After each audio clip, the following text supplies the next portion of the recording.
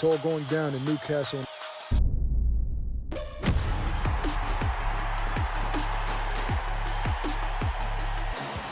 You don't want to miss this one.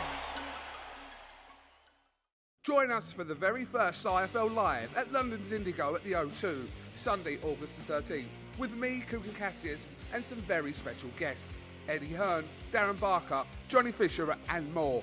Tickets now on sale. So in the words of Eddie Hearn, you get up, you dress up, and you fucking show up. Oscar Bevis, IFL TV, proudly sponsored by Everlast. Thomas Carty joins me.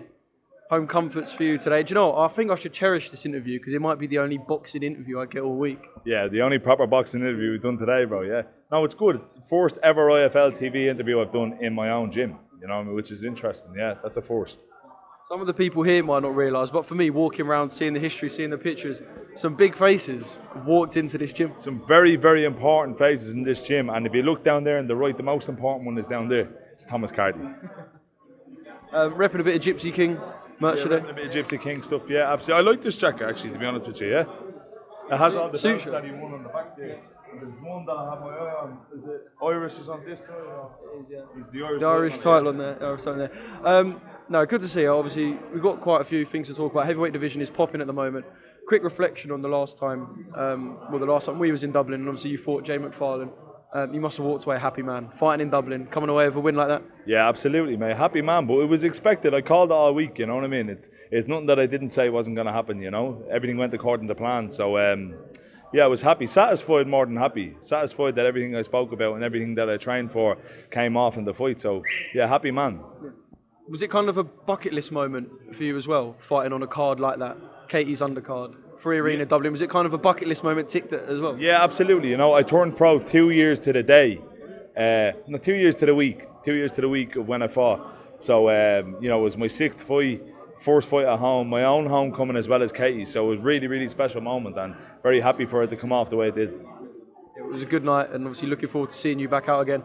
The guys kind of around your level, there just seems to be a lot going on. We had the whole thing with Fraser Clark and the purse bid situation. Yeah. Fabio Wardley wants to fight, and obviously that's for the British title, but is Dave Allen back in the mix? How are you kind of viewing it at the moment? Because I know these are guys you'll fight, but there just seems to be a lot going on, but not much confirmation yet. Yeah, absolutely. You know, it's really interesting at the moment from the top to the bottom of the heavyweight scene. As far as I'm concerned, I'm on my own path, my own journey. Celtic heavyweight champion now. The first ever Celtic heavyweight champion, you know. I want the Irish next, and then we'll make a decision on what's going to happen. But I'm on my own path, I'm on my own trajectory for the moment. Those guys are all kind of in their own little circle over there. Obviously all looking to fight for English and British titles, which is fantastic. You know, the scene is booming, and the British heavyweight title is, you know, a major title. So, you know, power to them, and all the best to them. You know, hope they make loads of money. You know. Is that important for you? Because I suppose we ask it as media, and you know what fans are like. You get a couple of heavyweights everyone's talking about, and immediately they're like, yeah, match up. Yeah. So is it important for you to not kind of get mixed up in all that? If these fights happen in the future, they're going to, like. Yeah, absolutely. You know, you can't deny the inevitable. You know, I'm sure me and a couple of these guys are going to cross paths. But right now, they're all fighting for their British title. I don't qualify to fight for it. I don't want to ever fight for it, you know what I mean? Anyways, I have my Celtic title. I want the Irish next. So, yeah, we're all on our own paths. But, you know, what's inevitable is some of us are going to meet at some stage. You know? And is the Irish title directly next for you? I know is it a couple of months to look into be out? If it was up to me, I would have fought for it already, but we need to find someone that's eligible. There's a couple of guys that may be eligible. They've been very vocal in previous times. Hopefully they remain vocal in the very near future, you know, because we have the Katie Taylor rematch, Katie Taylor and Cameron rematch is coming in November. I'd love to fight for it then. I would love to fight for it before then, you know. I'm ready to fight, hoping to get back out September time. And then it'll be about 10, 11 weeks then until November, which would be ideal. Whenever it is, we can't wait to see it. Just a couple of big things actually at the top of the heavyweight division. Just your take on, seeing as you're wearing the Gypsy King merch, your take on Tyson Fury, Francis Ngannou? Tyson Fury, Francis Ngannou, you know, I don't think he has even a 1% chance, to be completely honest, you know. Obviously he's going to have a puncher's chance, but anybody above 17, 18 stone has a puncher's chance. So I've been in the ring with Tyson. You know, I would fancy the Ngannou fight myself, to be completely honest. To be a right few bob for me, you know, an easy money fight, and that would be fantastic. But no, I see what they're doing, and I appreciate what they're doing there, what they're going to be doing in Saudi. Fair play. I hope they make loads of money out of it. They're going to make loads of money, you know. And he'd probably get paid more against Tyson Fury than he'd got paid for his whole UFC career combined. You know what I mean? Can you kind of understand the fans' frustration in the sense that you're a world heavyweight champion? We want to see you defend your belt. Yes, you don't have a mandatory. Pick a guy, if it's not Usyk and it can't be, pick a guy in the top 15. Yeah, it's very easy for us to make comment from the outside in, outside looking in without knowing all the facts, you know. Tyson Fury's a fighting man. As far as I can see, he's never been one to refuse a fight or to shy away from a fight. So there's obviously more going on than we actually see. It's harder to make a fight than just saying, yeah, I'll fight him and, you know, agree on money and sort of come together. It's the people outside of the fighters that make it difficult as far as I can see. Well, Usyk's tied up anyway with Daniel Dubois, and we saw them come head to head. Do you give Daniel much of a chance? And I think people are just kind of doing the complete write-off that we seem to get when we've got a special fighter like Usyk. But do you give Daniel a chance in that? I do give Daniel a chance in that fight. You know, I think Daniel's a very talented fighter. Usyk's a really, really special fighter. I do give him a chance. I give Daniel a way bigger chance than I give Ngannou against Fury, you know what I mean? Absolutely. I think he does have a chance there with the right game plan. Anybody can go to sleep at this weight, but I think just to reflect on what I said about Fury and Ngannou, they're leagues apart. Same way, but if Fury was to go MMA versus Ngannou, he wouldn't stand a chance, you know? And then I had to leave this till last. Anthony Joshua, Dublin Win.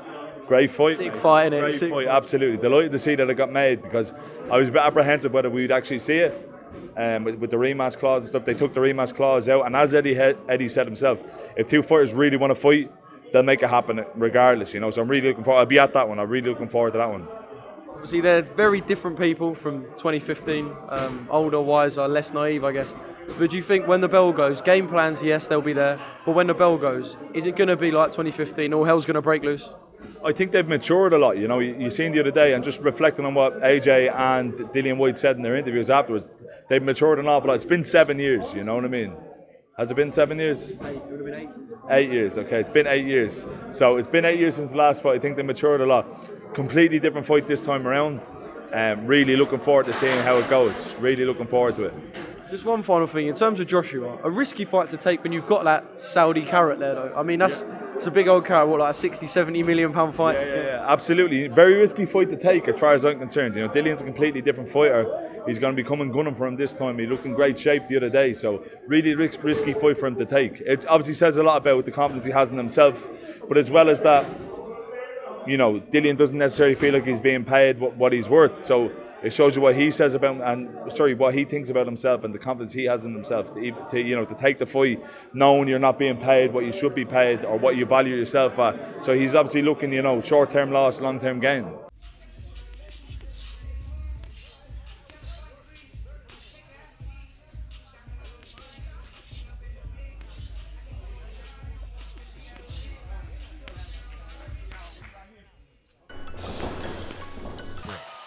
It's all going down in Newcastle.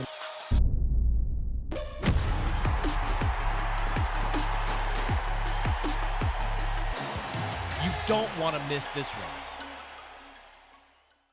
Join us for the very first IFL Live at London's Indigo at the O2, Sunday, August the 13th, with me, Coogan Cassius, and some very special guests, Eddie Hearn, Darren Barker, Johnny Fisher, and more.